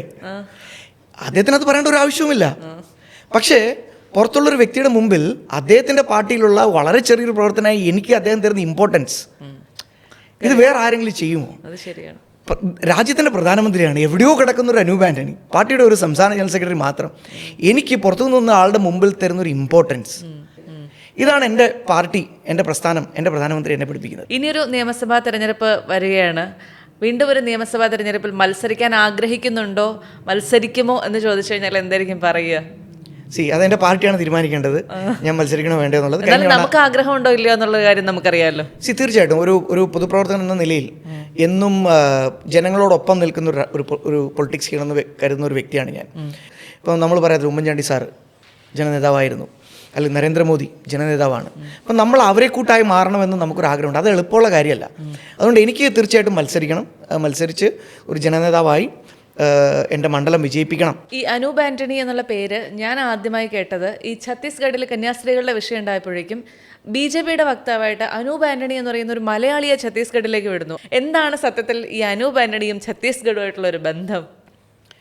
ഛത്തീസ്ഗഡുമായിട്ടുള്ള ബന്ധം എന്താ ചോദിച്ചു കഴിഞ്ഞാൽ, ഞാൻ പറഞ്ഞല്ലോ, ഞാൻ ഡൽഹി പോയി.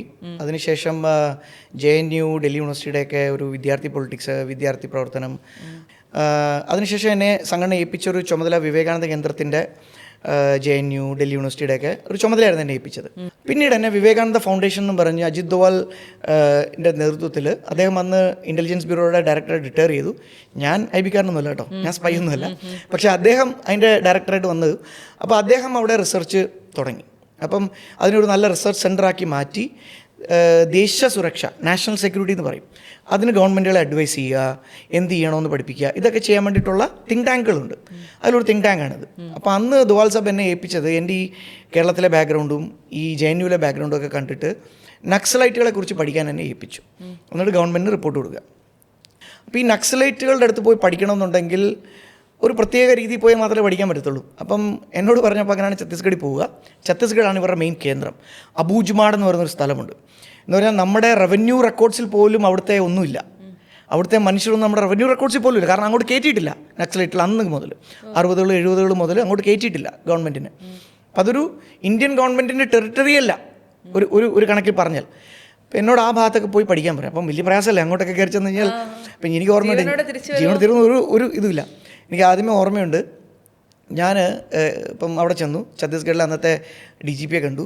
അപ്പോൾ DGP പറഞ്ഞു, ശരി നിങ്ങൾ പൊക്കോ, പക്ഷേ പോലീസുകാരോടൊപ്പം പോരുത്, അപകടമാണ്, ഇൻഡിപെൻഡൻ്റ് പോകണം. അപ്പം ഞാൻ പോയി ഒരു ടാക്സി എടുത്തിട്ട് ഞാൻ പോവാണ്. നല്ല ദൂരമുണ്ട്, ജഗ്ദൽപൂർ എന്നൊക്കെ പറയുന്ന സ്ഥലത്ത്. അപ്പോൾ ജഗ്ദൽപൂർ ഒക്കെ കഴിഞ്ഞ് അകത്തോട്ട് പോകുമ്പം പെട്ടെന്ന് ചെറിയ റോഡാണ്, ഒരു റോഡ് വലിയൊരു കുഴി.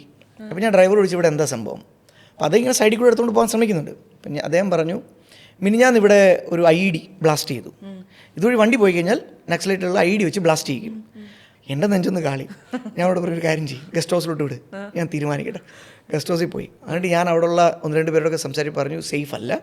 അപ്പോൾ ഞാൻ ഡൽഹി വിളിച്ചു. അപ്പോൾ എൻ്റെ കുറച്ച് ഇടതുപക്ഷ ഇതിലൊക്കെ വർക്ക് ചെയ്യുന്ന കുറച്ച് ജേർണലിസ്റ്റുകളൊക്കെ ഉണ്ട്. അപ്പോൾ അവരെന്നോട് പറഞ്ഞു ഒരു വഴിയുണ്ട്, അവിടെ കുറേ NGOs വർക്ക് ചെയ്യുന്നുണ്ട് ഈ നക്സലൈറ്റോടൊക്കെ ചേർന്നിട്ട്, അവരോടൊപ്പം ചേർന്ന് കഴിഞ്ഞാൽ വേണമെങ്കിൽ നിനക്ക് അത് കയറാൻ പറ്റും. അപ്പോൾ ഒരു NGO എനിക്ക് ലിങ്ക് ചെയ്ത് തന്നു.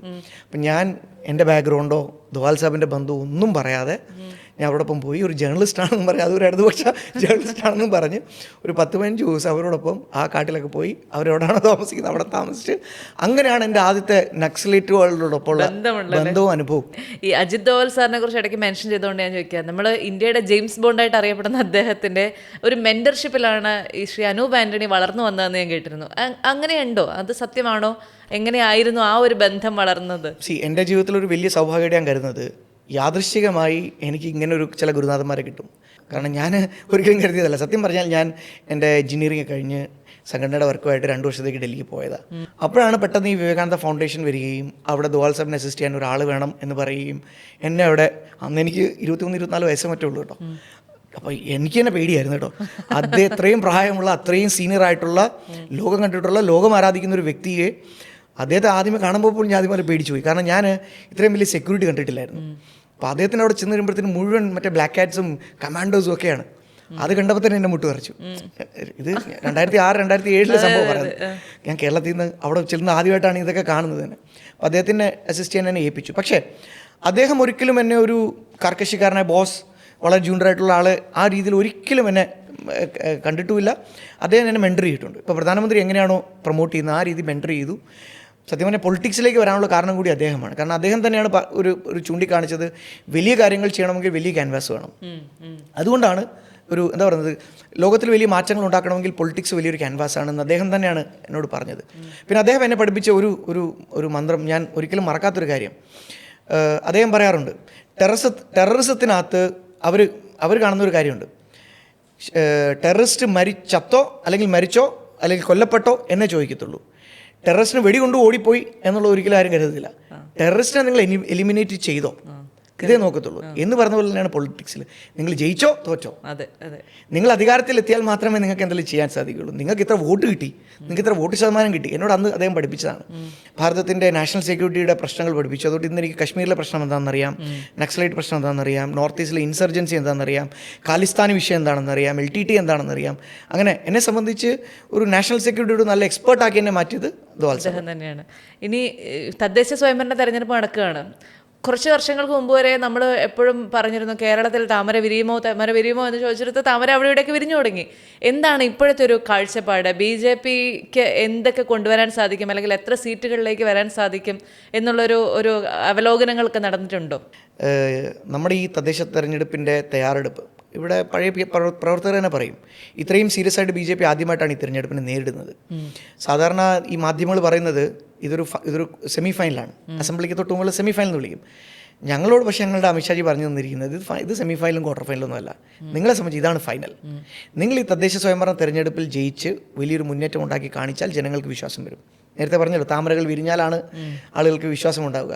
ഞങ്ങൾ അതിൻ്റെ ഒരു എന്താ പറയുക ഒരു പ്രിപ്പറേഷനിലാണ്. അതുകൊണ്ട് തന്നെ 6 മാസം മുമ്പ് തന്നെ ഞങ്ങൾ അത്യാവശ്യം നല്ല പ്രിപ്പറേഷൻ തുടങ്ങിയിട്ടുണ്ട്. ഇത്തവണ ഒരു ഫാക്ട് പറയാം, ഒരു ട്രിവിയ. അതായത് ഏറ്റവും അധികം സ്ഥാനാർത്ഥികളെ നിർത്തിയിരിക്കുന്ന, സ്വന്തം ചിഹ്നത്തിൽ നിർത്തിയിരിക്കുന്ന പാർട്ടി BJP ആണ്. CPM-ഓ കോൺഗ്രസോ അല്ല. അത്ര 19,000 സ്ഥാനാർത്ഥി ഞങ്ങൾക്കുണ്ട്. ഞങ്ങൾ മാത്രമാണ് സ്വന്തം ചിഹ്നത്തിൽ 19,000 ആളുകളെ, 21,000 പരം ഇതിനകത്ത് 19,000 പരം ആളുകൾ നിർത്തിയിട്ട് ഞങ്ങളുടെ പാർട്ടിയാണ്. അപ്പോൾ അത്രത്തോളം BJP മുമ്പോട്ട് വളർന്നു എന്നുള്ളതിൻ്റെ ഏറ്റവും വലിയൊരു തെളിവാണ് ഞാൻ പറഞ്ഞത്. അതുകൊണ്ട് തന്നെയും ഈ തെരഞ്ഞെടുപ്പ് ഞങ്ങൾക്ക് നല്ലൊരു അവസരമായിട്ട് തന്നെയാണ് ഞങ്ങൾ കാണുന്നത്. കാരണം കഴിഞ്ഞ ദിവസം ഞാൻ ഇതുപോലെ പ്രവർത്തനത്തിൻ്റെ ഭാഗമായിട്ട് കഴിഞ്ഞ ദിവസം അവിടുത്തെ ചെന്നപ്പം അവിടുത്തെ ഒരു വീട്ടുകാരൻ എന്നെ കാണിച്ചെന്ന ഒരു നോട്ടീസാണ്. ഭയങ്കര രസകരമാണ് അത് നോട്ടീസ് കാണാം. LDF സ്ഥാനാർത്ഥികളെ വിജയിപ്പിക്കുക. താഴെ അടിച്ചിരിക്കുന്ന ഫോട്ടോ എന്തോ വന്ദേ ഭാരത് ട്രെയിനിൻ്റെ ഫോട്ടോ. ഒന്ന് ആലോചിച്ച് നോക്കണം കേട്ടോ. CPM-ൻ്റെ ഒരു അവസ്ഥ ഒന്ന് ആലോചിച്ച് നോക്കണേ. സ്വന്തം വികസന കാര്യങ്ങൾ പറഞ്ഞു, വന്ദേ ഭാരതും CPM-ആയിട്ട് എന്താ ബന്ധം? നരേന്ദ്രമോദി സർക്കാർ റെയിൽവേയുടെ ട്രാക്കിൽ കൂടെ കൊണ്ടുവന്നിരിക്കുന്ന ഒരു ട്രെയിനിന് സ്വന്തം നേട്ടമായിട്ട് ഇപ്പോൾ മിക്കവാറും ഇനി വന്ദേ ഭാരതിൽ കയറി യാത്ര ചെയ്യുന്ന വ്യക്തിയാണ്. അപ്പോൾ ഈ രാവിലെ 5 മണിക്ക് തിരുവനന്തപുരത്ത് കയറുമ്പോൾ അതിനകത്ത് മിക്കവാറും യാത്ര ചെയ്യുന്ന ആരൊക്കെയാണെന്നറിയോ? മുഹമ്മദ് റിയാസ്, P. രാജീവ്, ഈ മന്ത്രിമാരാണ് കയറി യാത്ര ചെയ്യുന്നത്. വന്ദേ ഭാരത് ട്രെയിനെ പോലും സ്വന്തം നോട്ടീസിൽ അടിച്ചു വെക്കാൻ കാണിക്കുന്ന ഒരു മനസ്സുണ്ടല്ലോ CPM-ൻ്റെ. അത് പറയാതിരിക്കാൻ പറ്റത്തില്ല. അതുകൊണ്ടാണ് ഞാൻ പറയുന്നത്, ഇതുകൊണ്ട് ഈ തെരഞ്ഞെടുപ്പിൽ ഞങ്ങൾക്ക് നല്ല കോൺഫിഡൻസ് ഉണ്ട്. കാരണം CPM-ന് പറയാൻ കാര്യങ്ങളില്ല. പിന്നെ 2 കോൺഗ്രസിൻ്റെ അവസ്ഥ അപ്പോൾ നിങ്ങൾ ശ്രദ്ധിച്ചെന്ന് അറിയത്തില്ല. കഴിഞ്ഞ ദിവസം ഫൈസൽ പട്ടേൽ എന്ന് പറയുന്നൊരു അഹമ്മദ് പട്ടേലുണ്ട്, പണ്ട് സോണിയാഗാന്ധിയുടെ ഏറ്റവും വിശ്വസ്തനായിരുന്ന വ്യക്തി. കഴിഞ്ഞ ദിവസം ഫൈസൽ പട്ടേലിൻ്റെ ഒരു പ്രസ്താവനയുണ്ട്, ഈ കോൺഗ്രസ് പാർട്ടിയെ നശിപ്പിക്കുന്നത് രാഹുൽ ഗാന്ധിയും പ്രിയങ്ക ഗാന്ധിയും ചേർന്നിട്ടാണെന്ന്. ഒരു കുടുംബത്തിൻ്റെ മുഴുവൻ കൺട്രോൾ കൈവച്ച് ഈ പാർട്ടിയെ നശിപ്പിക്കുന്നത് ഫൈസൽ പട്ടേൽ പറയുന്നത്. അഹമ്മദ് പട്ടേലിൻ്റെ മകൻ ഒരു അവസ്ഥ ഒന്ന് ആലോചിച്ച് നോക്കണം. ഇത് കോൺഗ്രസ് ഇന്നത്തെ അവസ്ഥയാണ്. ഇവരുടെ പ്രശ്നം എന്താ വെച്ച് കഴിഞ്ഞാൽ അവരുടെ പാർട്ടിയുടെ നേതാക്കന്മാർ തന്നെ പറയുന്നത് തെരഞ്ഞെടുപ്പ് വരെ പ്രവർത്തിക്കത്തില്ല, തെരഞ്ഞെടുപ്പ് കഴിഞ്ഞിട്ട് അതിൻ്റെ കുറ്റം മറ്റാരുടെയെങ്കിലും മുകളിൽ ചേരാൻ വേണ്ടിയിട്ട് ഒരു വലിയ പ്രവർത്തനം നടത്തും. ചേട്ടാ, തെരഞ്ഞെടുപ്പിന് മുമ്പ് നിങ്ങൾക്ക് അഥവാ അവിടെ വോട്ട്, ഇപ്പം അവർ ബീഹാറിൽ പറയുന്നു വോട്ട് SIR കൊണ്ടുവന്നു, 58 ലക്ഷം ആളുകളുടെ വോട്ട് വെട്ടിമാറ്റി. അതുകൊണ്ടാണ് ഈ SIR-ൻ്റെ പ്രോസസ്സ് നടക്കുന്ന സമയത്ത് നിങ്ങൾക്ക് പോയി അപ്പീൽ ചെയ്യാൻ സമയമില്ലായിരുന്നോ? പോട്ടെ, ഈ 58 ലക്ഷം ആളുകൾ ഇതിലൊരു 5000 പേരെ ഇവിടെ പട്നയിലോ ഡൽഹിയിലോ വിളിച്ചുകൊണ്ടൊന്നും നിങ്ങൾക്ക് ഒരു സമരം ചെയ്തുകൂടായിരുന്നു? എന്തുകൊണ്ട് ചെയ്തില്ല? അതുകൊണ്ട് ഇതെല്ലാം എന്താ പറയുക, ഈ 58 ലക്ഷം ആളുകൾ എന്ന് പറയുന്നത് എന്താ SIR എന്നറിയാമോ? SIR എന്താണെന്ന് ചോദിച്ചു കഴിഞ്ഞാൽ ഇപ്പോൾ വീണ സ്പെഷ്യൽ ഇൻറ്റൻസീവ്, അതെ, ഞാൻ പറഞ്ഞുതരാം എന്താണെന്നുള്ള സംഭവം എന്ന് പറഞ്ഞുതരാം. ഉദാഹരണത്തിന് വീണ ഇപ്പം വീണയുടെ നാട്ടുമ്പുറത്താണ് ഒരു വോട്ട്, ചെറുപ്പത്തിലെടുത്ത വോട്ട്, കല്യാണം കഴിഞ്ഞ് സിറ്റിയിലോട്ട് മാറി. അവിടെ ചെല്ലുമ്പം ചിലപ്പം അവിടെ ഒരു അവിടെ ചിലപ്പം വോട്ടർ പട്ടികയിൽ ചിലപ്പോൾ പേര് കയറിപ്പോവും. അത് നമ്മുടെ ഒരു കുറ്റമല്ല, അതിൽ സിസ്റ്റത്തിൻ്റെ ഉണ്ടായിരുന്ന ഒരു മിസ്റ്റേക്ക് ആയിരുന്നു. 2 വോട്ടായ 2 വോട്ട് ഉണ്ടോ എന്ന് തിരിച്ചറിഞ്ഞിട്ട് ഒരിടത്ത് മാത്രം മറ്റ് വോട്ടിനെ വെട്ടിക്കളയുന്നതിനാണ് ഈ പരിപാടി എന്ന് പറയുന്നത്. അല്ലെങ്കിൽ ഒരു വ്യക്തി മരിച്ചുപോയി, വോട്ട് വെട്ടാൻ ആ വീട്ടുകാർ വിട്ടുപോയി, ഗൾഫിലായിരുന്നു, മരിച്ചുപോയി, വിട്ടുപോയി. ആരും ഇതുവരെ ചെക്ക് ചെയ്തിട്ടില്ല. ഡിസീസ്ഡ് വോട്ടെന്ന് പറയും. അതിനെ പോയി വെട്ടിക്കളയുക. ഇങ്ങനെ വെട്ടിയ ലിസ്റ്റാണ് 58 ലക്ഷം ആളുകളുടെ ലിസ്റ്റ്. അതുകൊണ്ടാണ് രാഹുൽ ഗാന്ധിക്ക് ഒരാളെ പോലും പത്രക്കാരുടെ മുമ്പിൽ കൊണ്ടു നിർത്തിയിട്ട് ഇന്ന ആളുടെ വോട്ട് വെട്ടിപ്പോയി എന്ന് പറയാൻ ധൈര്യമില്ലാത്തത്. ഇവർ പറയുന്നതല്ലാതെ എന്തെങ്കിലും ഒരു കാര്യം ചെയ്ത് കാണിക്കുക. പിന്നെ തെരഞ്ഞെടുപ്പിന് മുമ്പ് എന്തുകൊണ്ടാണ് ഈ പറയുന്ന ആർജവമൊന്നും കാണിക്കാത്തത്? അവരുടെ സംഘടനാ മെഷീനറി ഈ വർക്ക് ചെയ്യുന്നതല്ല, ഒരു വർക്കും ചെയ്യുന്നില്ല. അതാണ് കോൺഗ്രസ് പാർട്ടിയുടെ ഈ അവസ്ഥ. ഇപ്പം എൻ്റെ അടുത്ത് ഏറ്റവും കൂടുതൽ ആളുകൾ വരുന്നത് ചെറുപ്പക്കാരാണ് BJP ജോയിൻ ചെയ്യാൻ വേണ്ടി, പ്രത്യേകിച്ച് ക്രൈസ്തവ ചെറുപ്പക്കാർ. ഇന്നിപ്പം ഞാൻ പറഞ്ഞ വിശ്വസിക്കുന്നില്ല, ഏറ്റവും അധികം ക്രൈസ്തവ ചെറുപ്പക്കാർ ചേരുന്ന ഒരു പാർട്ടി ഇന്ന് BJP ആയിരിക്കും. കാരണം അവർക്ക് കഴിഞ്ഞൊരു 10 വർഷമായിട്ട് കിട്ടിയിട്ടുള്ളൊരു കോൺഫിഡൻസ് ആണ്. ഇപ്പം എന്നെ പോലെ, അനിൽ ആൻ്റണിയെ പോലെ, ഷോൺ ജോർജിനെ പോലെ ഇങ്ങനെയുള്ള നിരവധി നേതാക്കളെ ഈ പാർട്ടി പ്രൊമോട്ട് ചെയ്യുന്നുണ്ട്. ഇത് കാണുമ്പോൾ ഇവിടുത്തെ കേരളത്തിലെ ചെറുപ്പക്കാരായിട്ടുള്ള ക്രൈസ്തവ വിഭാഗത്തിൽപ്പെട്ട അവർ ചിലപ്പം KCYM-ൻ്റെ അല്ലെങ്കിൽ OCYM-ൻ്റെ അങ്ങനെയുള്ള ഇതിൻ്റെയൊക്കെ ചുമതലയിരിക്കുന്ന നേതാക്കന്മാരായിരിക്കും. അവർക്ക് രാഷ്ട്രീയ ലക്ഷ്യങ്ങളും സ്വപ്നങ്ങളും ഉള്ളവരായിരിക്കും, അംബീഷൻ ഉള്ളവരായിരിക്കും. അവർക്ക് പ്രവർത്തിക്കാൻ പറ്റിയ ഏറ്റവും നല്ലൊരു പ്ലാറ്റ്ഫോമായിട്ട് ഇന്ന് അവർ കാണുന്ന ഒരു BJP ആണ്. അത് ഈ 10 വർഷത്തിലുണ്ടായിട്ടുള്ള മാറ്റമാണ്. ഒരു നല്ല പൊളിറ്റിക്കൽ പ്ലാറ്റ്ഫോം തേടിക്കൊണ്ടിരിക്കുമ്പോൾ അവരുടെ മുമ്പിൽ BJP ഒരു നല്ല ഓൾട്ടർനേറ്റീവായിട്ട് എമർജ് ചെയ്തുകൊണ്ടിരിക്കുകയാണ്. അതൊരു വാസ്തവമാണ്. പിന്നെ ഞാൻ നേരത്തെ പറഞ്ഞുള്ളൂ, നരേന്ദ്രമോദി എന്ന അതും കൂടെ പറഞ്ഞിട്ടാണ് അവസാനിപ്പിക്കാം.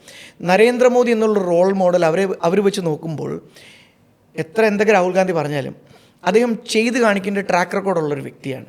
ഇപ്പോൾ ഒരു ചെറിയ ഉദാഹരണം പറയും. ഞങ്ങളുടെ അവിടെ ആലപ്പുഴയിൽ ഞാൻ കഴിഞ്ഞ തവണ മത്സരിച്ച മണ്ഡലം, നിങ്ങൾക്ക് അറിയുമെന്ന് അറിയത്തില്ല. എൻ്റെയൊക്കെ ചെറുപ്പത്തിൽ 80കളിലും 90കളിലൊക്കെ അതുവഴി പോകുമ്പം എൻ്റെ പേരൻസൊക്കെ പറഞ്ഞു കേട്ടിട്ടുണ്ട്, ഇവിടെ ഒരു ബൈപ്പാസ് വന്നു കഴിഞ്ഞാൽ കുറച്ചുകൂടി എളുപ്പമാവും യാത്ര. 8 മന്ത്രിമാരുണ്ടായിരുന്നു, KC വേണുഗോപാൽ അടക്കം. 40 വർഷം മൂടെയും കിടന്നു ആ ബൈപ്പാസ്. UPA സർക്കാരിൽ 8 മന്ത്രിമാരുണ്ടായിരുന്നു. നരേന്ദ്രമോദി അധികാരത്തിൽ വരുന്നതിന് മുമ്പ് ഞങ്ങൾ പ്രോമിസ് ചെയ്തു ഞങ്ങൾ ആ ബൈപ്പാസ് കൊണ്ടുവരും. 4 വർഷം കൊണ്ട് ഞങ്ങളത് പൂർത്തിയാക്കിയില്ലേ? ഇച്ഛാശക്തിയുള്ളൊരു ലീഡർഷിപ്പ്. ഇപ്പം ഭാരതത്തിൽ മുഴുവൻ ചെറുപ്പക്കാരുമായിട്ട് ബന്ധപ്പെട്ട കാര്യം പറഞ്ഞു. സ്റ്റാർട്ടപ്പ് മേഖല ഇപ്പോൾ ഇതൊക്കെ തന്നെ ഒരു സ്റ്റാർട്ടപ്പ് അല്ലേ? ഈ സ്റ്റാർട്ടപ്പ് മേഖല എമർജ് ചെയ്ത് കഴിഞ്ഞ 10 വർഷത്തിലാണ്.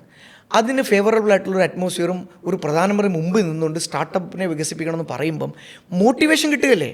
ഇപ്പോൾ എനിക്ക് ഓർമ്മയുണ്ട്, ഞാൻ ചെറുതായിട്ട് ഈ സ്റ്റാർട്ടപ്പ് മേഖലയുമായിട്ട് ബന്ധപ്പെട്ടിരിക്കുന്ന ഒരു വ്യക്തിയാണ്. എൻ്റെ അടുത്തൊരു സുഹൃത്ത് ഒരു ചെറിയ VC ഒരു വെഞ്ചർ ഫണ്ട് നടത്തുന്നുണ്ട് ബോംബെയിൽ. അപ്പം എന്നെ ഒരു ദിവസം അദ്ദേഹം വിളിച്ചിട്ട് പറഞ്ഞു, ഇമാവലിക്കര നിങ്ങളുടെ അടുത്തുള്ള സ്ഥലമാണ്. ഞാൻ പറഞ്ഞു എൻ്റെ തൊട്ടടുത്തുള്ള സ്ഥലമാണ്. അവിടെയുള്ള ഒരു 2 ചെറുപ്പക്കാർ ഞങ്ങളുടെ അടുത്ത് നിന്ന് ഫണ്ട് ചോദിച്ചിട്ടുണ്ട്. ഞാൻ ചോദിച്ചു എന്താ അവരുടെ കമ്പനി? ചക്കയുപ്പേരി. ഞാൻ പറയോ നല്ല രസമുള്ള കൺസെപ്റ്റാണല്ലോ. എന്നിട്ട് അവർ എന്തോ 30 കോടിയോ മറ്റോ ഫണ്ട് ചെയ്തു, അതിൽ ഇൻവെസ്റ്റ് ചെയ്തു. എന്നിട്ട് കഴിഞ്ഞ ദിവസം ഞാൻ ഡൽഹി പോയപ്പം നമ്മളവിടെ എല്ലാം ബ്ലിങ്കിറ്റിൽ കൂടെയൊക്കെയാണല്ലോ ഓർഡർ ചെയ്യുന്നത്. ഓർഡർ ചെയ്യാൻ നോക്കിയപ്പോൾ ഞാൻ ഉപ്പേരി നോക്കിയപ്പോൾ ഇതേ കമ്പനി, ഈ മാവലിക്കലുള്ള ഈ പിള്ളേരുടെ കമ്പനി ബ്ലിങ്കിറ്റിൽ കിടക്കുകയാണ്. എന്ന് പറഞ്ഞാൽ ഇന്ന് അങ്ങനെ ഒരു സ്കോപ്പ് ഉണ്ടായത് നരേന്ദ്രമോദി ഒരു വിഷൻ കാണിച്ചുകൊണ്ടാണ്. വെഞ്ചർ ഫണ്ടും സ്റ്റാർട്ടപ്പിലേക്ക് ഇറങ്ങാൻ ആളുകളെ പ്രേരിപ്പിച്ചുകൊണ്ടും. ഈ വെഞ്ചർ ഫണ്ട് പോലെ എൻ്റെ സുഹൃത്ത് തുടങ്ങിയത് നരേന്ദ്രമോദി എന്ന നേതാവിനെ കണ്ടിട്ടാണ്. അദ്ദേഹം വിദേശത്തായിരുന്നു, നല്ലൊരു ജോലിയിലൊരു നല്ല ബാങ്കറായിരുന്നു. അദ്ദേഹത്തിൻ്റെ സുഹൃത്തുക്കളും ഫണ്ടും എല്ലാം കൂടെ ഇവിടെ കൊണ്ടുവന്ന് ഞങ്ങളെപ്പോലുള്ളവരുടെ സഹായത്തോടെ അദ്ദേഹം ഒരു ഫണ്ട് സ്റ്റാർട്ട് ചെയ്തു. അതുകൊണ്ട് ഇന്നെന്താണ് മാവലിക്കരയിലുള്ള ഉപ്പേരി നിർമ്മിക്കുന്ന ഒത്തിരി അമ്മമാർക്ക് അവിടെ ജോലി കിട്ടിയെന്നറിയാമോ? ഞാൻ പറഞ്ഞത് ഒരു വിഷൻ കൊണ്ടുവരാൻ കഴിയുന്ന ഒരു നേതാവുണ്ടെങ്കിൽ ഇതെല്ലാം സംഭവിക്കും. ഞാൻ റോമിൽ പോയി കഴിഞ്ഞ അടുത്തിടയ്ക്ക്. അവിടുത്തെ 2 സംഭവം കൂടെ ഞാൻ പറഞ്ഞോട്ടെ. റോമിൽ ചെന്നപ്പോൾ മാർപ്പാപ്പയെ കാണാൻ വേണ്ടിയിട്ട് പ്രധാനമന്ത്രി ഒരു ഡെലിഗേഷൻ വിട്ടതാണ്. അപ്പം കൂവക്കാട്ട് പിതാവിൻ്റെ സ്ഥാനാരോഹണ ചടങ്ങാണ്. അപ്പോൾ അന്ന് ചെന്നപ്പോൾ ഞങ്ങൾക്ക് മാർപ്പാപ്പയെ കാണുന്നൊരു ആഗ്രഹം. അപ്പോൾ അവിടെ എല്ലാ രാജ്യത്തെയും തലവന്മാരവിടെ ഉണ്ട്. എല്ലാവരും മാർപ്പാപ്പയുടെ അപ്പോയിൻമെൻറ്റ് ചോദിച്ചുകൊണ്ടിരിക്കുകയാണ്. അപ്പോൾ കൂവക്കാട്ട് പിതാവിനോട് ഞങ്ങൾ പറഞ്ഞു ഒന്ന് ശ്രമിച്ചു നോക്ക്. പിതാവ് പറഞ്ഞ സാധ്യതയില്ല, എന്നാലും ശ്രമിച്ചു നോക്കാം. കൂവക്കാട്ട് പിതാവ് അതിനകത്ത് പ്രധാനമന്ത്രി വേറെ മന്ത്രിമാർ ജോർജ് കുര്യൻജിയാണ് അതിനകത്ത് ഏറ്റവും സീനിയർ വ്യക്തി, ഞാനുണ്ട്, അങ്ങനെ കുറച്ച് പേര്. അപ്പം റിക്വസ്റ്റ് വെച്ചതും മാർപ്പാപ്പ ഇമ്മീഡിയറ്റായിട്ട് നരേന്ദ്രമോദിയുടെ രാജ്യത്ത് നിന്ന് വരുന്ന ആളുകൾ എനിക്ക് അവരെ കാണണമെന്ന് പറഞ്ഞിട്ട് ഞങ്ങൾക്ക് രാവിലെ തന്നെ അപ്പോയിൻമെൻറ്റ്. ഞങ്ങൾ വന്നിറങ്ങുന്നത് രാത്രി 12 മണിക്കാണ്. രാവിലെ 7 മണിക്ക് ഞങ്ങളുടെ അപ്പോയിൻമെൻറ്റാണ്. അന്നത്തെ ദിവസം സ്ഥാനാരോഹണ ചടങ്ങാണ്. മുഴുവൻ തിരക്കും ബഹളവും ലോക നേതാക്കന്മാരും മുഴുവൻ ആ വത്തിക്കാനിലുണ്ട്. ഒരു അനുഭവം. 2, ഞാൻ അവിടെ വന്നിട്ട് വൈകുന്നേരം വെറുതെ കറങ്ങാൻ ഇറങ്ങി സ്ഥാനാരോഹണ ചടങ്ങ് കഴിഞ്ഞ്. അപ്പോൾ നമ്മൾ ഈ ചെറിയ ചെറിയ റെസ്റ്റോറൻറ്റ്സിലും ഇതിലൊക്കെ പോയിരിക്കുമല്ലോ. അപ്പോൾ കാപ്പിയൊക്കെ കുടിക്കണം. നമ്മളിവിടെയൊക്കെ നമ്മളൊരു കാഫേ പോയത് കഴിഞ്ഞാൽ ഒരു കാപ്പി കുടിച്ചാൽ നമ്മൾ എന്താ ചെയ്യുന്നത്? പേയ്മെൻറ്റ് അടയ്ക്കല്ലേ ചെയ്യുന്നത്. നമ്മൾ എന്താ ചെയ്യുന്നത്? മൊബൈൽ എടുത്തിട്ട് അവിടെ ചെന്നിട്ട് UPI എന്നൊരു സംഭവമില്ല. ഒന്നുകിൽ ക്യാഷ് അല്ലെങ്കിൽ കാർഡ്. ഒന്ന് ആലോചിച്ച് നോക്കണം, നമ്മളെക്കാളൊക്കെ വികസിത രാഷ്ട്രങ്ങളാണ്. എന്ന് പറഞ്ഞാൽ UPIക്ക് ഡിജിറ്റൽ ട്രാൻസാക്ഷൻ ഇല്ല. നരേന്ദ്രമോദിയുടെ മനസ്സിൽ അദ്ദേഹം മുമ്പോട്ട് വെച്ചൊരു പ്ലാൻ പ്രകാരം ഡിജിറ്റൽ ട്രാൻസാക്ഷൻ എന്ന് പറഞ്ഞൊരു UPI എന്ന് പറഞ്ഞ സംഭവം കൊണ്ടുവന്ന് ഭീം പോലൊരു സാധനമൊക്കെ കൊണ്ടുവന്ന് Paytm പോലുള്ളതിനൊക്കെ പ്രൊമോട്ട് ചെയ്ത് ഇന്ത്യയിൽ കൊണ്ടുവന്നുണ്ടല്ലോ. ഇന്ന് ലോകത്തിലെ 40% ഡിജിറ്റൽ ട്രാൻസാക്ഷൻ നടക്കുന്നത് ഭാരതത്തിലാണ്. ഏതൊരു ബ്രിക്സിൻ്റെ സമ്മേളനത്തിൽ പോയിരിക്കുമ്പോഴും നരേന്ദ്രമോദിയോട് നിർബന്ധമായിട്ട് അദ്ദേഹത്തോട് കാണിക്കാൻ പറ്റുന്ന പ്രസൻറ്റേഷൻ UPIയുടെ പ്രസൻറ്റേഷനാണ്. ഇന്ന് സിംഗപ്പൂർ, UAE, ഓസ്ട്രേലിയ അടക്കമുള്ള രാജ്യങ്ങൾ മോഡലാക്കി വെച്ചിരിക്കുന്ന ഇന്ത്യയുടെ UPA ആണ്. എന്തുകൊണ്ട്? Because there is A leader. അത് ഇന്നത്തെ യുവാക്കൾക്ക് അറിയാം, പണ്ടത്തെ പോലെ അല്ല. ഇത് ചെയ്ത് കാണിക്കുന്ന ഒരു ലീഡർഷിപ്പും ഞാൻ നേരത്തെ പറഞ്ഞതുപോലെ വന്ദേ ഭാരതിൻ്റെ ഫോട്ടോ ഒട്ടിക്കുന്ന ലീഡർഷിപ്പും തമ്മിലുള്ള വ്യത്യാസം ചെറുപ്പക്കാരുടെ മുമ്പിലുണ്ട്. അതുകൊണ്ടാണ് ഞാൻ പറഞ്ഞത് ഞങ്ങൾക്ക് നല്ല പ്രതീക്ഷയുണ്ട് ഈ തെരഞ്ഞെടുപ്പിൽ. ഈ ഒരു പൊളിറ്റിക്സ് എല്ലാം കൂടെ കൂട്ടിച്ചേർന്ന് ഞങ്ങളും ഒരു നല്ല ഓൾട്ടർനേറ്റീവായിട്ട് വരുന്നുവെന്ന് ജനങ്ങൾക്കും യുവാക്കൾക്കും ബോധ്യമുള്ളൊരു തെരഞ്ഞെടുപ്പാണ്. So we have full confidence. അപ്പോൾ ഏതായാലും രാഷ്ട്രീയത്തിന് അതീതമായിട്ട് ജനങ്ങളുടെ ക്ഷേമത്തിന് വേണ്ടി പ്രവർത്തിക്കുന്ന, ജനങ്ങളുടെ ഉന്നമനത്തിന് വേണ്ടി പ്രവർത്തിക്കുന്ന, സാമൂഹ്യ വികസനത്തിന് വേണ്ടി പ്രവർത്തിക്കുന്ന ഒരു ഗവൺമെൻറ് ഉണ്ടായി വരട്ടെ. തദ്ദേശ ഭരണ തെരഞ്ഞെടുപ്പ് വരുന്നു, നിയമസഭാ തെരഞ്ഞെടുപ്പുകൾ വരുന്നു. അപ്പോൾ എല്ലാ തരത്തിലും ജനങ്ങൾക്ക് വേണ്ടി പ്രവർത്തിക്കുന്ന ആരാണോ, ഏത് പാർട്ടിയാണോ, അത്തരം കാര്യങ്ങൾ സംഭവിക്കട്ടെ. Wishing you all the very best and thank you so much for your time. Thank you.